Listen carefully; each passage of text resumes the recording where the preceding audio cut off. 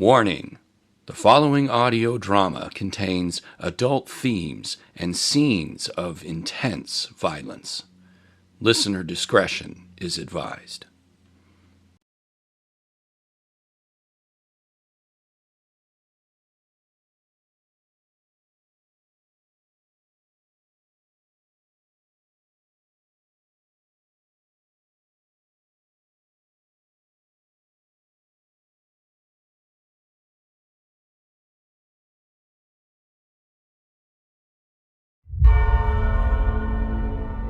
Eye of the Beholders, Episode 1, The Shadow Threat.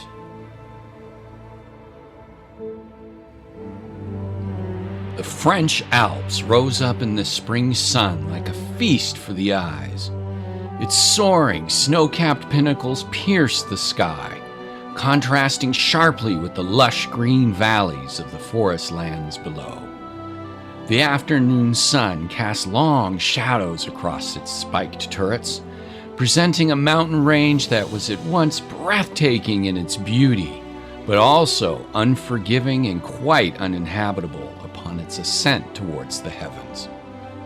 Or so it seemed. If one could have the flight of a bird and a light above and between the sharp angular peaks, a tightly packed community unseen from below would unexpectedly startle the vision.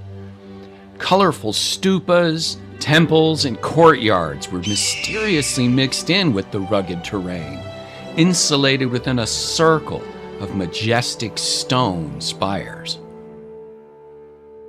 The snow had receded in the late spring sun, clearing the courtyards and pitched rooftops of the temples, where the eaves curled upward, tiered, looking more like something one would see in the Far East, but still uniquely balanced with ornaments reminiscent of Western influence. Clearly, no particular culture laid claim here. Rather, it was a fusion far beyond what one would normally see in the world of 1366. This was the Muein Mystery School, or at least one of its branches. A mystery in two senses of the word. One being its hidden location from the awareness of mass civilization, and two, its depth of hidden knowledge about the force of life itself, and how humanity was integrated within the unfoldment of such life, in harmony with that of the larger universe, as all things were known to be interconnected and thus one. Again, if one were a bird and able to bank lower into one of the compound's courtyards, it would see that training into these mysteries began at a very early age, perhaps even from the point of birth. On one particular platform, youngsters between 5 and 10 years old, both male and female, were knelt before potted plants and bushels, while a teenager guided them on how to connect to the greenery as if they were reaching out to another form of intelligent consciousness. Feel their energy blend with yours. Try to think not of yourself. Just become aware of the plant's force of life coming into you.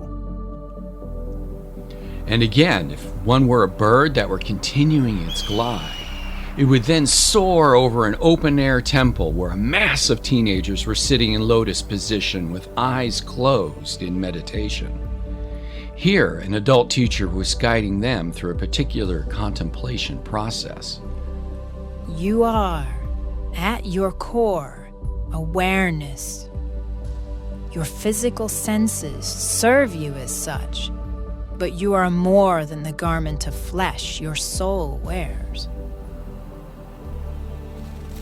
In another courtyard, 20 students wearing blindfolds were somehow sparring in hand-to-hand combat.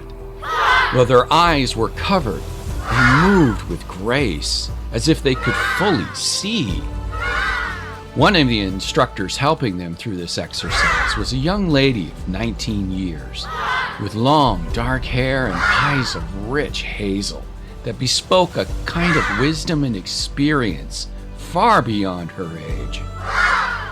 She walked casually among the students, checking their poses and making sure all were in good rapport. When properly blended with your opponent, the two of you are not separate, but one. They are equally a part of you as your own toe. At that moment, a student faltered and, ironically, had his toe scrunched by his competitor. The teacher smiled.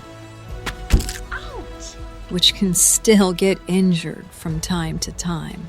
Following behind her was the other teacher, much older and more advanced, her father, Wimarc.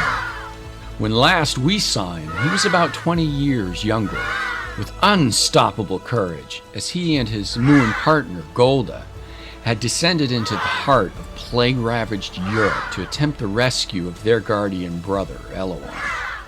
What my daughter Samantha is saying is that such injuries are another path of learning. Use that oneness to disarm and teach your opponents harmony instead of division, regardless of what the fighting may seem on the surface.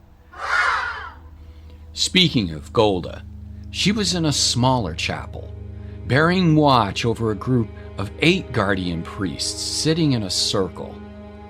The air had a sense of reverence about it. Candles flickered while a young female spoke to one of the boys in the ensemble. It appeared the flames were mysteriously reacting to her statements. He says all week you have been putting your robe on backwards first, and then turning it around. Candles flickered. She looked to Golda for confirmation. Is that true, Matteo? The young man's poker face broke into a smile, and he nodded. The lady guardian suddenly looked quizzical, as if hearing something odd that nobody else could. He also says he heard you curse while putting on your leggings. You couldn't find the wrap. This morning. Very good, Ada. Not only has his deceased father passed the evidential tests for your level of spirit awareness, but also given your sitter something of incredible value. What's that, Master? Patience while getting dressed. Elsewhere, across the compound, perched the school's library, considered the temple's most sacred space. Here was housed the kaleidoscope of the Muein Society's secret knowledge about consciousness and the universe as recorded over centuries. So vital was this great catalog that the books were chained to the shelves so that they could never be removed from the temple. The interior of the library was designed with a circular radiance, the bookshelves positioned to create an effect of sun rays emerging from a central point. Each shaft created by the shelves contained a single table and bench, allowing students to at least pull a tome from a mantle and read it by shielded candlelight, though the angle of the sun through the temple's windows gave just enough glow to abscond with the flame at the present moment. It was at one of these niches where the Muein guardian, Aaron, was closing a book. There was a thick latch on the volume, which he locked to keep its pages bound and secured. Then he gently slid it back onto the upper shelf. He ruffled aside the chains of several books to read their spines. One caught his eye, to which he pulled and switched with another onto a lower shelf. He scanned several more volumes, placing 3 more to different locations. You'd think they put them back from where they pulled them. Aaron smiled, but didn't look at her. It was his mother, Rachel. If they had, then my purpose here would be finished, and where would I be? Somehow, I know you'd still be doing exactly this. She came closer. Her hair was long, with gray filtering through. Nonetheless, her eyes still sparkled with vigor despite her age. Aaron was a head taller than her, and knelt so that she could kiss him on the brow. It is a most sacred duty, Mother. If anything, the most sacred. Am I not a guardian of the knowledge? Ever since you put your eyes to the symbols of language. With a grin, Rachel tossed a book off the reading bench. Without looking, Aaron kicked it into the air by his left heel before it could hit the floor. Caught it, checked the spine, then put it onto a shelf. He bowed, back still to her. Thank you. Your position would not change. You would still have the guardianship. Matthew says the collection is even larger, with more insights and practices. Are not such things already present in the air around us? They're not to be discovered like buried treasure, Mother, but rather simply uncovered from where our awareness has yet to look. And that can be had from any space we physically stand. You taught me that, remember? Yes, but if they have already been uncovered and charted, why not examine the findings for yourself instead of reinventing the proverbial wheel? You know the light of the sun always reflects on the peaks of the mountains, but gets swallowed whole in the darkness of the valleys. Rachel grabbed his wrist, stopping him from positioning another book. The light of life is not a reflection. It is a glow from inside itself. That is junior knowledge, Guardian Magistrum. Aaron finally faced her, taking her hands into his. But they in that world out there cast such a cloak over it, Mother. They smother the flame before it even has a chance to guide.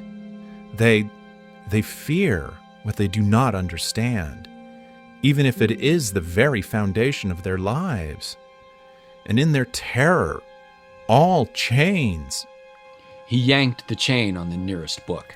A weak link broke, sending the text crashing to the floor, splaying itself at the binding. They break, with no care of the injury to that which they are eternally bound.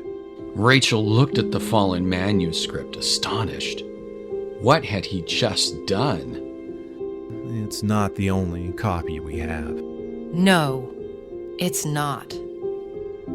Within minutes, they were outside. Rachel hurried after Aaron as they weaved between other passing monks.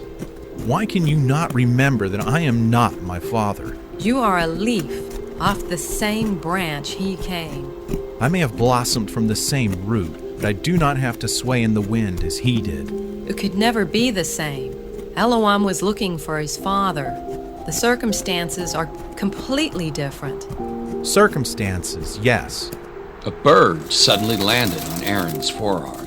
Hello, Thea. But the darkness of society and those that killed him, the memories and feelings of which I carry, they still grow like thorns in the briars.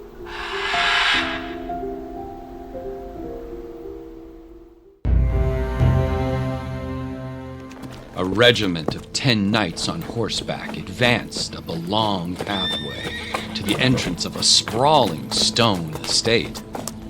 The noble manor was surrounded by manicured gardens with several sheds and a large stable house, with a forest of trees lining the perimeter. They approached casually, looking oddly about as it seemed the place had been abandoned. The lead knight stopped. He dismounted, lifting his helmet. Renier Gautier, bearded, scar across the bridge of his nose, another along his left cheek, scanned the grounds with his fiery eyes. His lieutenant, Philip, pulled off his helmet and also looked across the estate. His hair was dark, with a thin mustache and cheeks covered in a film of sweat and dirt. Stay. Yes, my lord. Renier casually walked to the door, his broad sword swaying widely with his strutting gait. He paused at the entry, then gently pulled the door and entered. Long shadows cut out the afternoon sun. An eerie silence greeted Renier as he slowly moved down the passage, looking for any sign of the home's inhabitants. Du Gabriel slumped back in the chair at the head of a large table. He was wearing loose clothes like sleepwear. A huge goblet sat before him with a carafe of grog beside. His sword was on the tabletop, as if dropped there without a care. Renier entered, having found him.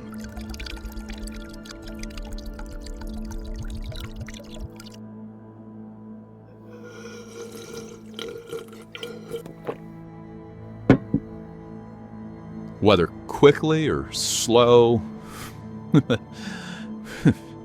makes no difference to me. He rose from his seat, but kept his back to Renier. Do as you will. You think I've come here to kill you? Why else? Perhaps I want to hear your story. Renier tossed his sword on the table, next to Du Gabriel's. He straddled the bench as he sat to look at the warrior, taking note of the hearth. There, a large fire crackled, but it was the mantle that caught him. Many of the articles, such as candlesticks and decorative figurines, were fallen over with several broken on the floor, clearly the remains of a domestic argument. Du Gabriel sat. He uprighted a fallen goblet and filled it from the carafe and handed the cup to Renier. You wouldn't believe me. Apparently Annette did not. She left me, taking the children and servants. How does the Butcher of Savoy return without a drop of English blood on his blade and abandons his loyalty to the king? You wouldn't turn favor to the Anglos. No, never. Even more, you're followed by my page, squire, and a couple other nobles not known for the restraint of their irons.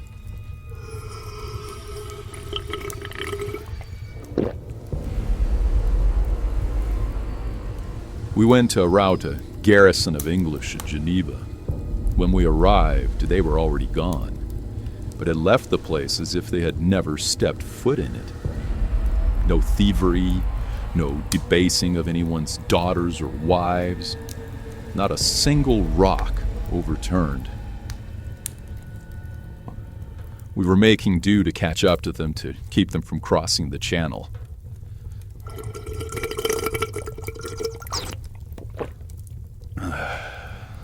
But he convinced us not to. Who? A stranger who had come into town. 2 weeks earlier. He was the reason the English left. He stood up.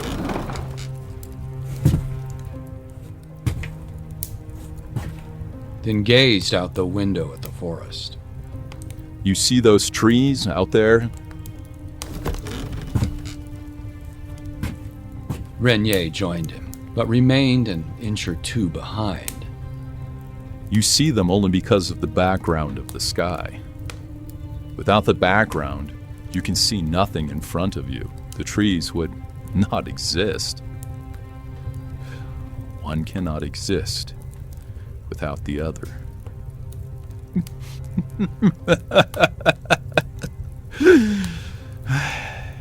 He showed us the folly of kings.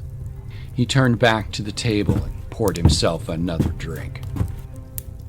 Would the English be English without the French? Would we be French without the English? What else did this person do? Du Gabriel hesitated, almost thinking what he was considering foolish. Willing to go for it, he reached for Renier's head. Not the least bit fazed, Renier allowed him to gently grasp his ear. He opened our eyes. He let go and turned away. Renier retook his sword and examined the blade at eye level. Du Gabriel looked to the ceiling, smiling, accepting his fate. Do you also have you commune with the beasts and the trees and the dead? Du Gabriel spun around, shocked that Renier seemed to know who he had been speaking of. Du Gabriel's severed head tumbled from his body.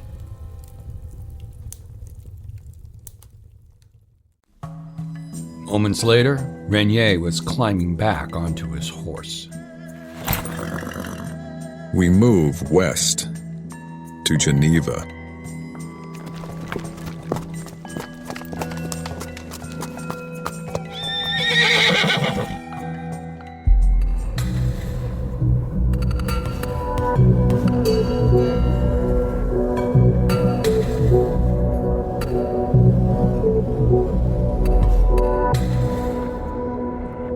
Outside one of the caves below the Muein Temple walls, a trio of alpine goats were being loaded with packs for travel. Rachel and another Muein master named Matthew were equipping the animals for a long journey. For themselves, they were dressed in light furs and carrying shoulder packs. When it seemed all preparations were complete, Golda, Wimarc, and Aaron approached. Golda hugged Rachel. Once you have settled in and learned all the potency of the roots, you'll be ready to begin your pilgrimage of service. Thank you. You are my dearest friend. They kissed each other on the cheek. Meanwhile, Wimarc bowed before Matthew, then kissed his cheeks. To the young souls of the Western School, we leave you. They are truly blessed to have your guidance, Master. Oh, I am the one who's blessed. Their youth will hopefully keep my aging bones from becoming too brittle. I thought that was my task. Aaron broke the two apart to embrace Matthew. Don't let her break you if you do become brittle. I promise we can get you there without any confrontations with the locals. An overland route of 6 to 7 weeks? Not likely. You and your mother need not part. There is no parting where hearts are already joined. He turned and hugged Rachel.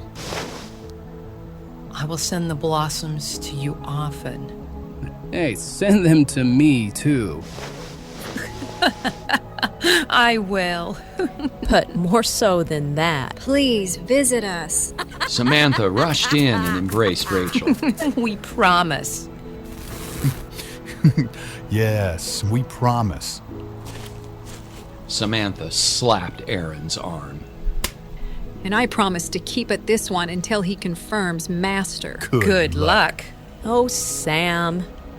Beyond these walls, he refuses to travel, you know that.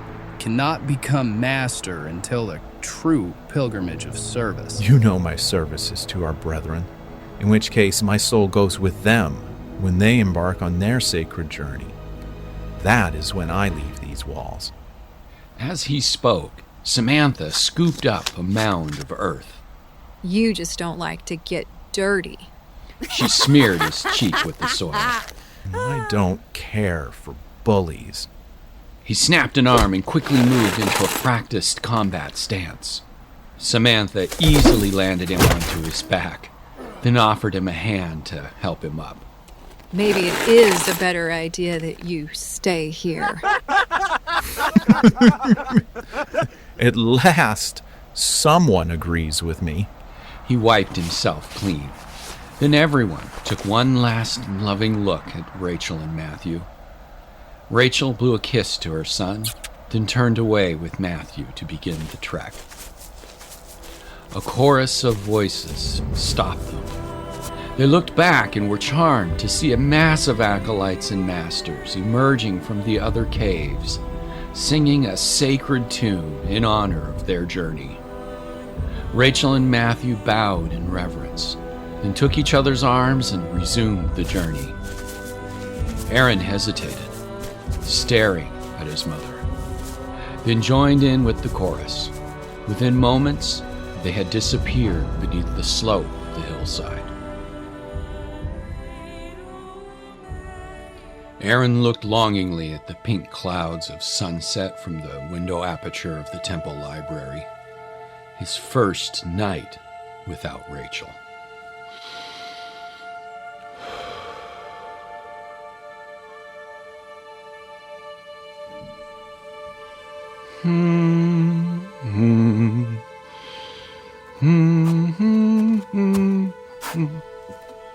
He slid to a lone library table, glowing under candlelight, and collapsed into the chair.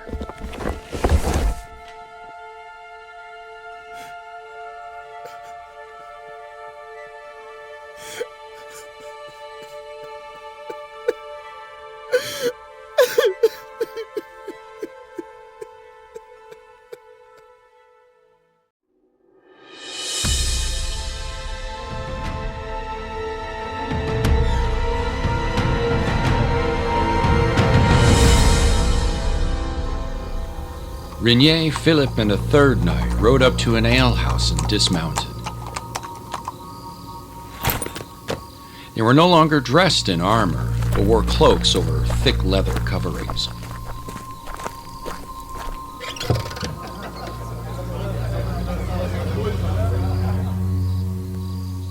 Pierre Troyer, one of Renier's infantry, watched from the darkness of trees, seeing his leader enter the alehouse with his 2 lieutenants. Behind, the remainder of Renier's troops waited, about 20 men. Pierre slowly licked the blade of his dagger. Another knight winced at the sight. You ever cut your tongue doing that? Once or twice. But I prefer a clean blade before a good stab. He flipped the weapon and licked the other side. May not be tonight. We'll see. The alehouse was packed. Nevertheless, Renier and his companions took a booth and scoped out the scene. Can I start you boys with something? Your darkest colored ale for all 3 of us. No, only pure water for me. And the voice of any man here who wanted to spill English blood but were denied the pleasure. The barmaid lifted her eyebrows, the slight curl on her lips. She mingled to the bar, whispered into a brute's ear, then proceeded behind the counter to fill the drinks.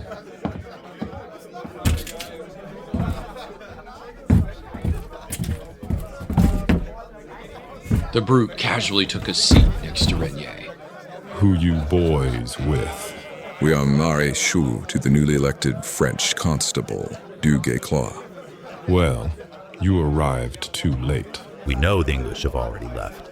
We want to know about the person, in rumor, who made them leave. The barmaid returned with the drinks. The brute stole one of the ales. It's no rumor. But again, you're too late. Not long after, Renier was atop his horse, gazing at Pierre and his squad. We ride to where he camped.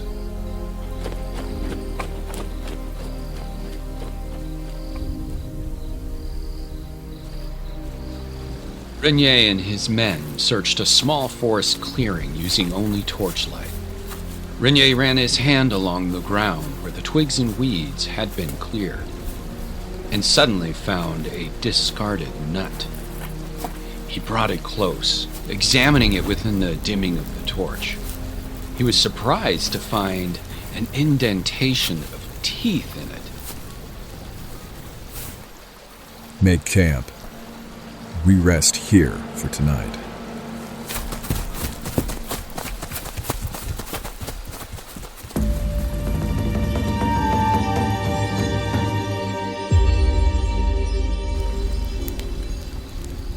After the camp was made, a few of the knights were already fast asleep in the open air. Others ate rations by the glow of the bonfires. Pierre ate a piece of meat from the tip of his dagger, then licked the blade clean. He looked toward the creek. You should be careful doing that. It is no worry of yours. No, but to the pious. We quickly learned of the hand of God that has touched him.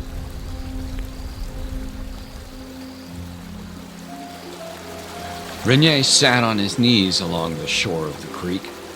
He removed his gloves and imprisoned the nut inside his hand, then closed his eyes.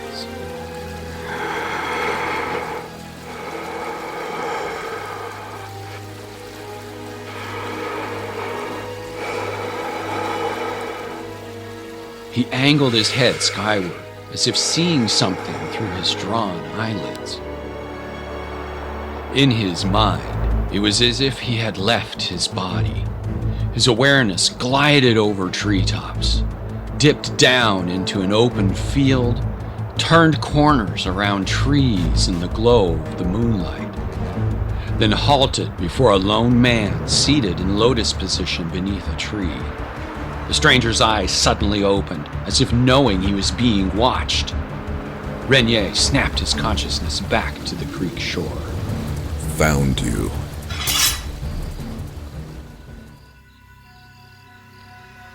The lone Muein acolyte Renier had seen looked about, concerned, then shook his head and closed his eyes again to meditate.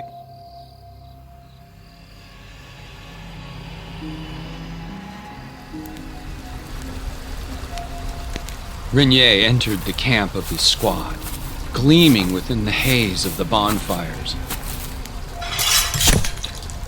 God again grants me his vision.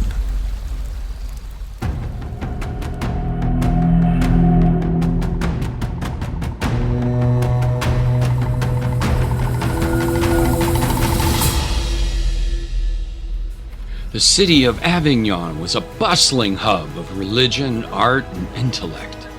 The sights and sounds included several vibrant marketplaces, the smell of fresh bread from bakeries, and the clamor of craftsmen and traders. But most of all, it was the seat of the papacy.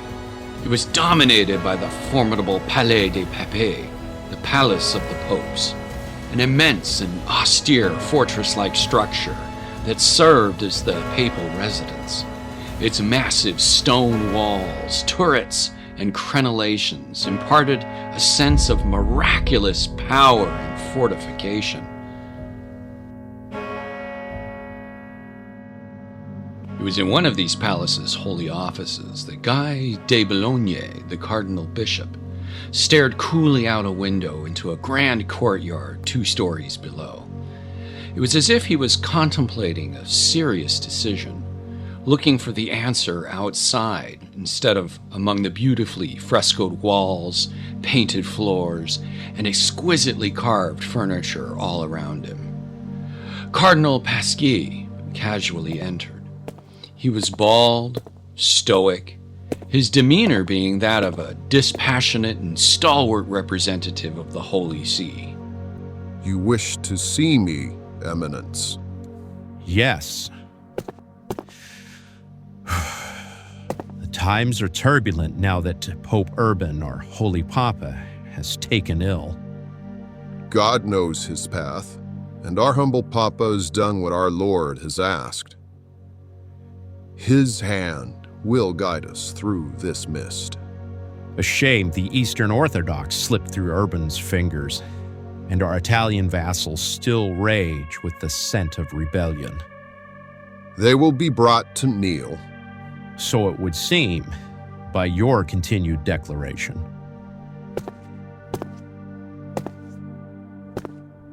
It distresses me, Pasquier, and also that of our blessed Papa, which is not good in his current state, that you cavort so much with our French sovereign. You know that I have already done everything necessary for the king's place in our church. I pray to only do my part in God's plan to bring peace for all his nations. As if you have any idea of God's plan. He turned away from Pasquier, failing to notice a priest pass through and disappear into an antechamber. Pasquier noticed the father, but took no care, as if it seemed like a standard occurrence. I am aware, of course, of the gifts the king has given you, the villas, and no doubt the concubines that come with them, the precious jewelry. You have far overstepped your bounds. I am called to do God's will. Then you are called to Pope Urban's will, and to my will as Bishop Cardinal, not your own. You are prohibited from returning to the French king's court. Is that understood? Do you speak on behalf of the Holy Father on this, Your Eminence? Yes, I do. Your French gifts are now my French gifts. You are to make no step beyond these walls without my express permission. Have I made myself plain? Pasquis slowly nodded. Then be gone from this room. Pasquis turned away and entered the hall outside the chamber. De Boulogne watched him, then shook his head to ward off the intensity of the conflict.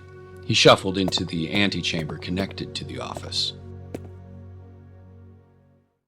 De Boulogne suddenly stopped, shocked at seeing another cardinal standing in the room with his back turned to him. Hello?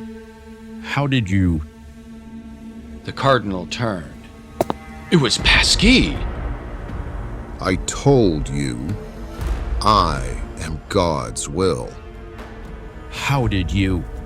Remove yourself from this office at once, or I'll... Why? I am everywhere you are. There is nowhere you can go that I am not. You... De Boulogne swiftly returned to the main chamber to see Pasquis also there. How did he do it?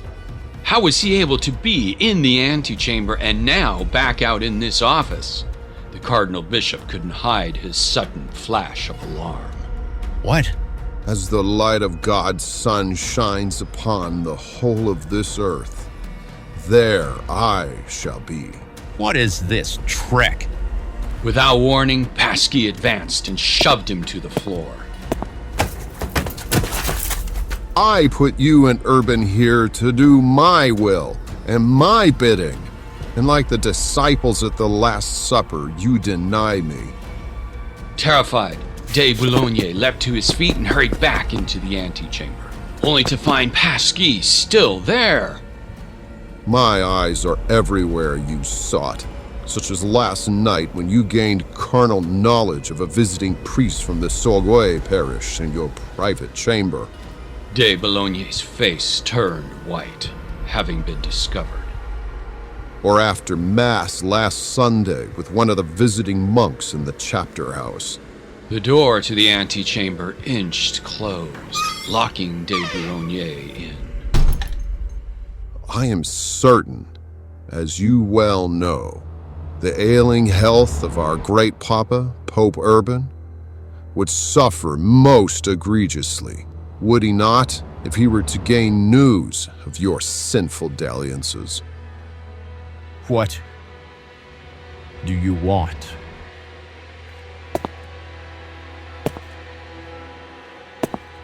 Every knee shall bow. Looking horrified, De Boulogne knelt. Pasquis offered the back of his hand. Now, kiss it. De Boulogne took it with both his hands and did the deed. And be thankful, Cardinal Bishop, it is not my ass. Deny me again, and I shall turn your soul to ashes. Now go and sin no more. De Boulogne hastily raced to the door, flung it open, and fled. He was nearly out of the Holy Office when Pasquis stepped in again from the outer hallway. De Boulogne looked like he was going to have a heart attack. Remember, I am everywhere, including your own inmost thoughts. De Boulogne raced down the hall. Pasquis smiled.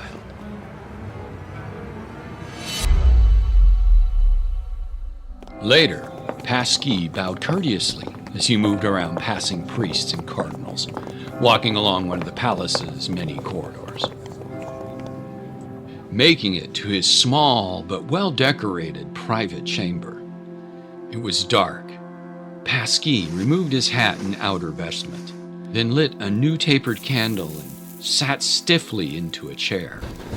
He closed his eyes and measured his breath, as if he were meditating. By the time the candle had burned halfway, his eyes were darting beneath his eyelids.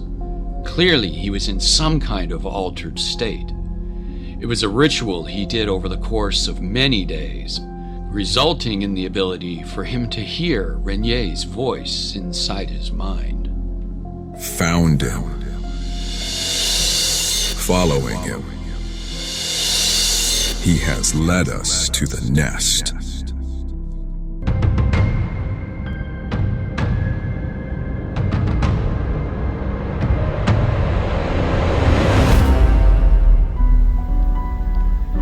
Fall colors transformed the leaves of the trees in the valleys below the Muein Mystery School. In fact, many of the trees had lost much of their foliage as the season was marching toward the first snows of the coming winter. In one of the Muein courtyards, Samantha and Wimarc were tutoring pre-adolescents in their combat stance. Keep your knees slightly bent so you can feel the earth hold you in balance at your core. Be neither too rigid nor too relaxed, with one foot slightly forward and the other back, which allows for both stability and quick movement. Oh, you are now captive to unstructured freedom. The children swarmed her. Very well, very well. Go, go. Wait, come back, come back.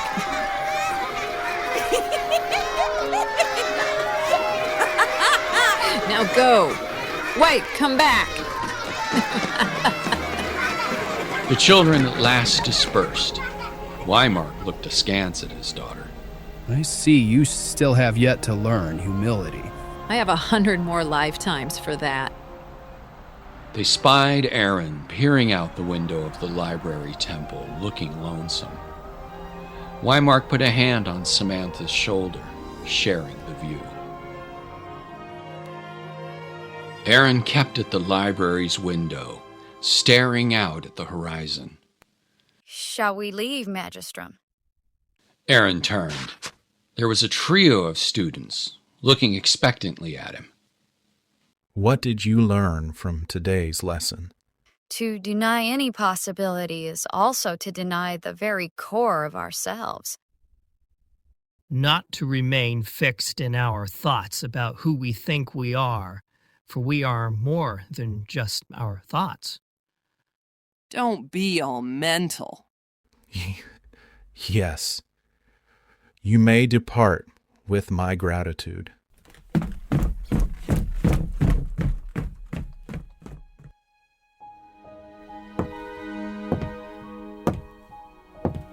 Aaron tended to the books they left open on the bench, though his mind was clearly elsewhere.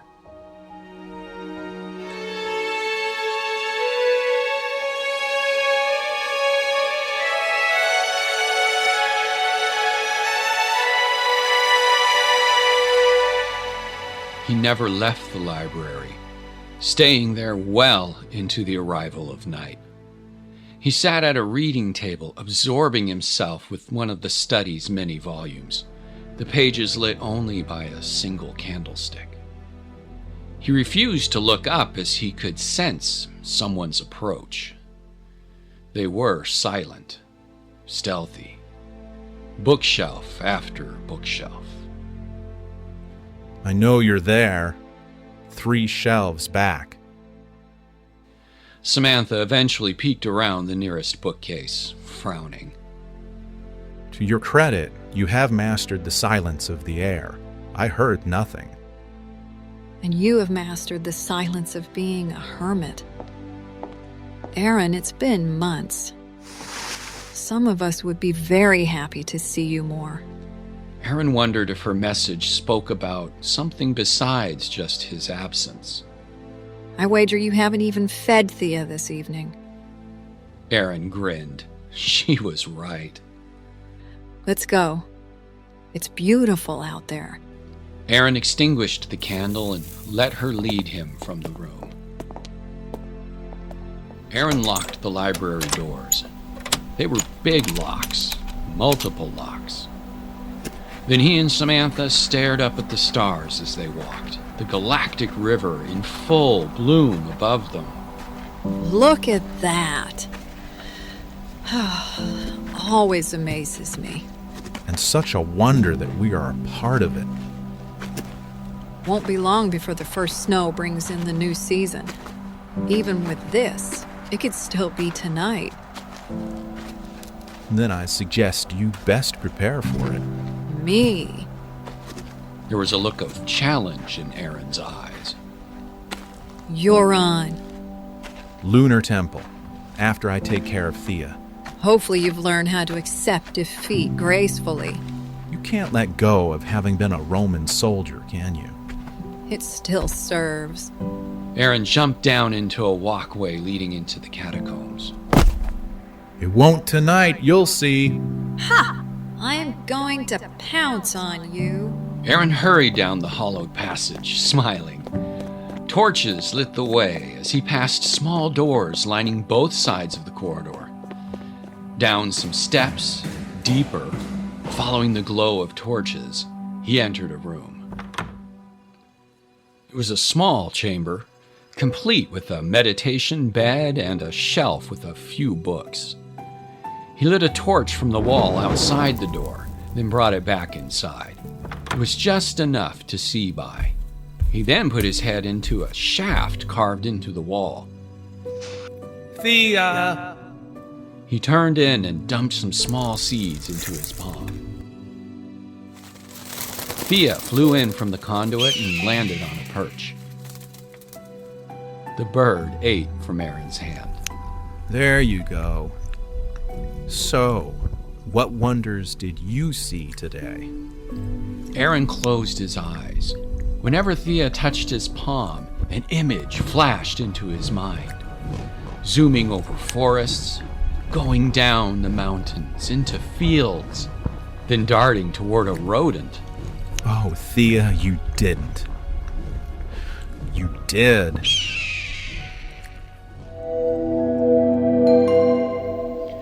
Later, Aaron stepped out onto the lunar meditation platform, given that name because of how the moon's light always found its way to brighten the deck. About a dozen brethren were already seated in quiet repose. He passed Wimarc and Golda, their eyes closed. Golda smiled, then stole a peek as he crossed before Samantha and sat beside her.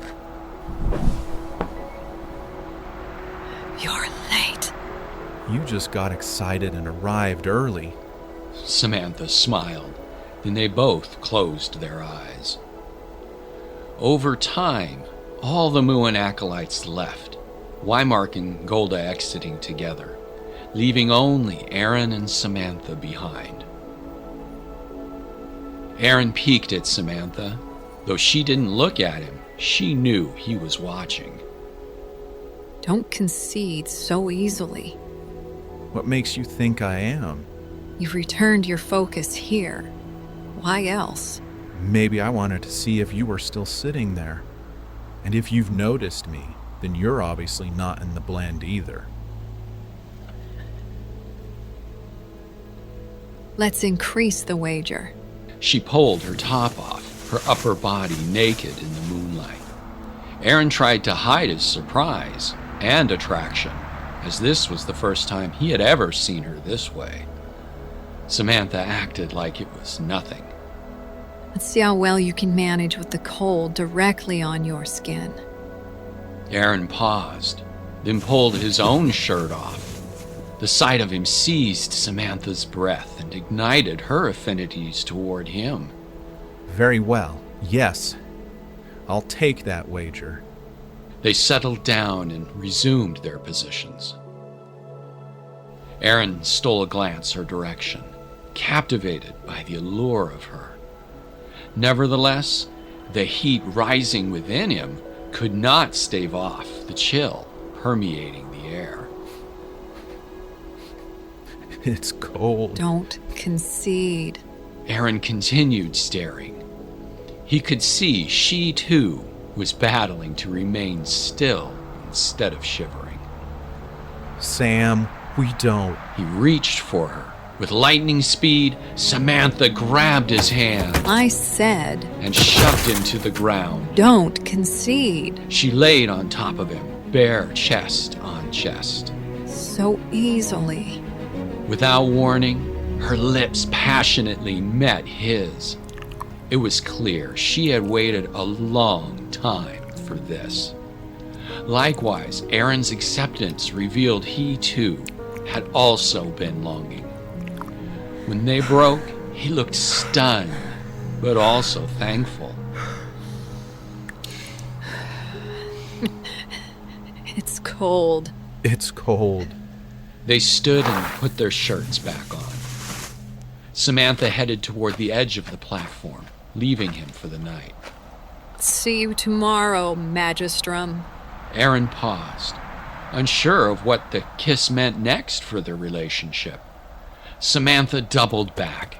She kissed him again and pulled at his arm before finally letting go and pirouetting away, almost in a dance. And I win! She disappeared into the catacombs. Aaron stood at the edge of the platform and looked out at the courtyard. The firelight, the surrounding temples, the blossoming of love. His countenance suddenly darkened, sensing something sinister.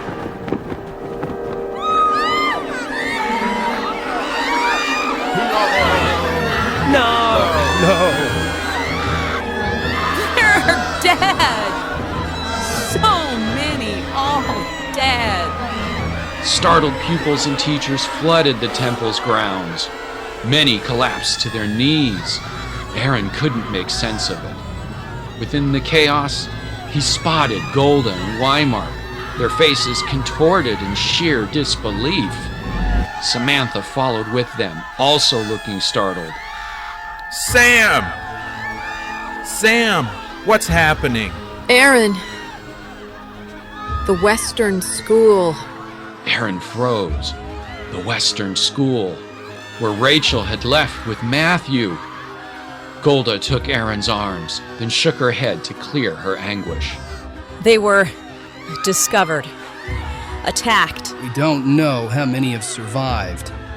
The shock of the news stole the life from Aaron's legs and he collapsed to the ground. Samantha was instantly at his side. We'll connect. We'll find what happened. They'll be safe. She and Aaron looked up just as the first snowflakes of the season began falling. It was a stark intrusion. The moon was now gone. Thick clouds obscured the sky. Did the newfound snow herald the gloom of Rachel and Matthew's demise? Did it signify not only their death, but the destruction of the entire Western Muein compound?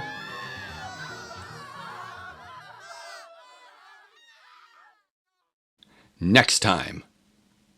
The souls of those that perished have told us the attackers came in the obsidian of night's darkness. Many died fighting. Others, for some reason, took their own lives. It is only a glimpse, but your mother is alive. We have blended with the other masters from our remaining schools and agree that, as of now, no member is to leave the compounds. I think you could use the help of a Roman soldier right about now. We travel only at night, even once we reach the valley forests, until we come to the first village. You want to look invisible, but you are anything but that. Perhaps it is their darkness that shrouds the souls of those who we would be hearing from in the West. Now these two are far too remote. But this one, been at our gate the whole time. Our assault would have to be much different than the last, and with our lessons learned.